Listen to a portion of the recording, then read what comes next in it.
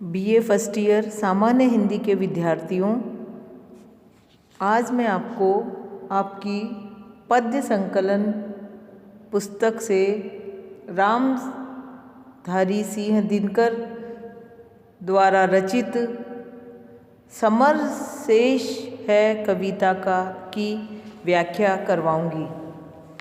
आइए पहले रामधारी सिंह दिनकर के बारे में जान लें। रामधारी सिंह दिनकर का जन्म 1908 ईस्वी में सिमरिया घाट स्थान में जिला मुंगेर बिहार में हुआ था। गांव की पाठशाला में प्राइमरी, हाई स्कूल से मैट्रिक तथा 1932 में पटना विश्वविद्यालय से इतिहास में बीए ऑनर्स करके वे सीतामढ़ी में सब रजिस्ट्रार नियुक्त हुए। प्रारंभ में जबलपुर से प्रकाशित छात्र सहोदर मासिक में उनकी रचनाएं छपने लगी। मैट्रिक करते करते उनका ओजस्वी कवि रूप सामने आया।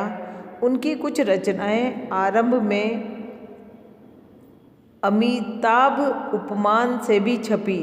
यह उपमान उन्हें अंग्रेजों के कोप से बचाने के लिए श्री राम वृक्ष वेनीपुरी ने दिया था। ये छायावादोत्तर काल के अग्रणीय कवि में माने जाते हैं। उनकी कविता का मूल स्वर सौंदर्य, प्रेम, राष्ट्रीयता और भारत का अतीत गौरव का रहा। काव्य के क्षेत्र में उन्होंने गीत और प्रबंध दोनों प्रकार की रचनाएं की तथा छंदोमयता व मुक्त छंद दोनों को अपनाया, परंतु अधिकतर काव्य छंदोबद्ध ही है। दिनकर की बहुमुखी प्रतिमा का विस्तार गद्य तथा पद्य दोनों क्षेत्रों में हुआ है। काव्य क्षेत्र में उन्होंने मुक्तक काव्य के अतिरिक्त कई प्रबंध काव्यों की रचना भी की है। कुरुक्षेत्र में उन्होंने महाभारत की कथा को ग्रहण किया और आधुनिक युद्ध की विभीषिका से उत्पन्न समस्या का समाधान प्रस्तुत करने का यत्न किया है। उनके काव्य में विचार तत्व विशेष रूप से उभर कर सामने आया है। उर्वशी काव्य इन सबसे अलग ललित काव्य है। यह दिनकर के कवित्व का सर्वोच्च शिखर है। इस काव्य में उनको ज्ञानपीठ पुरस्कार भी प्राप्त हुआ। उनके काव्य ग्रंथ में रेणुका, हुंकार, नील, कुसुम, कुरुक्षेत्र, रश्मि रथी, उर्वशी, द्वंद्व गीत, इतिहास के आंसू, सीपी और शंख, नीम के पत्ते, मृतिका, तिलक, दिल्ली, धुआं आदि प्रमुख है। आइए देखते हैं दिनकर द्वारा रचित समर शेष कविता का अर्थ।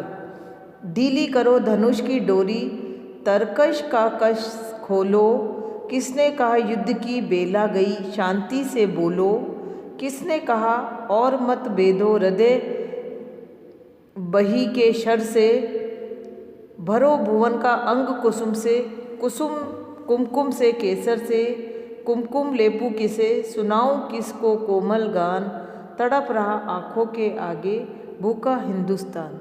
बच्चों, यह कविता आज़ादी के प्राप्त होने और उसके बाद जो देश के लोगों की स्थिति थी, उस स्थिति को ध्यान में रखते हुए दिनकर कवि कहते हैं, ढीली करो धनुष की डोरी, तरकश का कस खोलो, किसने कहा युद्ध की बेला गई, शांति से बोलो।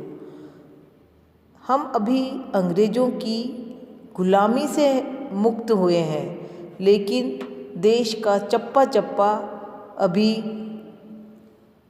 अनेक समस्याओं से जूझ रहा है और उसे अनेक तरह की गुलामी सहन करनी पड़ रही है। इस स्थिति को ध्यान में रखकर कवि कहते हैं कि किसने कह दिया कि अभी हमें अपने धनुष की डोरी ढीली कर देना है, अर्थात युद्ध समाप्त हो गया है। अभी तो हमें कई तरह की समस्याओं से युद्ध करना है। तो कवि कहते हैं कि तरकश का कस खोलो, ढीली करो युद्ध की। यह किसने बोला है कि अपने तरकश से सारे धनुष रख दो? किसने कहा युद्ध की बेला गई है और शांति से बोलो? किसने कहा मत भेदो हृदय वही के शर से, भरो भुवन का अंग कुसुम से, कुमकुम से केसर से। अर्थात अभी आज़ादी की प्राप्ति के बाद किसने ये बात कह दी है कि भारत भूमि पर जश्न मनाइए, कुमकुम का टीका लगाइए, फूलों के हार पहनाइए। ये अभी किसने कहा है? किसने कहा है कि गगनचुंबी या रणभेरी आवाज़ों को से देश में शांति आ गई है और कोमल गान गाने की अभी किसने बात कही है? तड़प रहा आंखों के आगे भूखा हिंदुस्तान। अभी देखिए, चंद कुछ नेताओं, कुछ लोगों के लिए आज़ादी आई है, बाकी पूरा भारत या हिंदुस्तान भूख से, ठंड से, समस्याओं से जूझ रहा है, तड़फ रहा है। फूलों की रंगीन लहर पर ओ उतरने वाले, ओ रेशमी नगर के वासी, ओ छवि के मतवाले। यहाँ दिनकर ने दिल्ली में रहने वाले कुछ लोगों को इंगित करते हुए यह बात कही है कि केवल कुछ लोग हैं जो मोटे मोटे कालीनों पर, फूलों के गलीचों पर उतरते हैं और रेशमी नगर अर्थात अत्यधिक सुविधा वाली नगरी में रहते हैं। ओ छवि के मतवाले, फूलों की रंगीन लहर पर ओ उतरने वाले, ओ रेशमी नगर के वासी, ओ छवि के मतवाले। सकल देश में हाला हल है, दिल्ली में हाला है, दिल्ली में रोशनी है, शेष भार में अधियाला है। मखमल के पर्दों के बाहर, फूलों के उस पार, जो का त्यों खड़ा अजीब सा मरघट सा संसार। कवि कहते हैं यहाँ पर दिनकर जी कि पूरे भारत में देश गरीबी से जूझ रहा है, केवल चंद लोग ही इस आज़ादी का जश्न मना पा रहे हैं और वो हलाहल पेय पदार्थ पी रहे हैं या शराब पी रहे हैं, और कई गरीबों को तो प्यास बुझाने के लिए देशवासियों को पानी भी नहीं मिल रहा है। आज भी पूरा संसार मरघट के समान ज्यों का त्यों खड़ा है। आज़ादी के बाद की स्थिति है वह संसार जहाँ पर पहुँची अब तक नहीं किरण, जहाँ क्षितिज है शून्य अभी तक अंबर तिमिर वर्ण है। मतलब जहाँ के कई निचली बस्तियाँ या संसार के कई ऐसे शहर हैं हिंदुस्तान के जिसमें अंधेरा छाया, जहाँ पर पर्याप्त मूलभूत सुविधाएं भी नहीं है केवल, और जहाँ तक इतने गरीबी में भारत जी रहा था उस समय देश की, जब ये कविता लिखी गई कि कई घरों में सूरज की भी रोशनी नहीं पहुँच पाती थी। इतने अंतरंग इलाकों में, झुग्गी झोपड़ियों में किसान या कई अन्य लोग रहते थे। देख जहाँ पर दृश्य आज भी अंतःस्थल हिलता है, माँ का लज्जा वसन और शिशु को न शीर मिलता है। जहाँ पर माँ को न पर्याप्त तन ढकने के लिए कपड़े मिलते थे और न ही शिशु को दूध पीने के लिए, बच्चे को दूध पीने के लिए मिलते थे। जब माँ ही गरीब होगी, उसको खाना नहीं मिलेगा तो उसके स्तन से बच्चे को पिलाने के लिए दूध कहाँ से आएगा?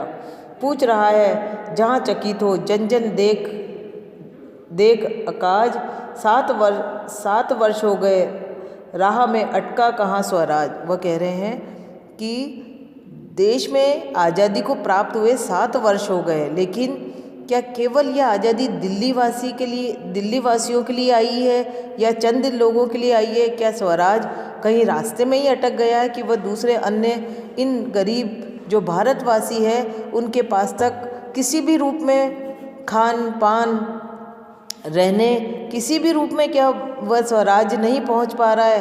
क्या उनके लिए आज भी वही गुलामी का वातावरण है?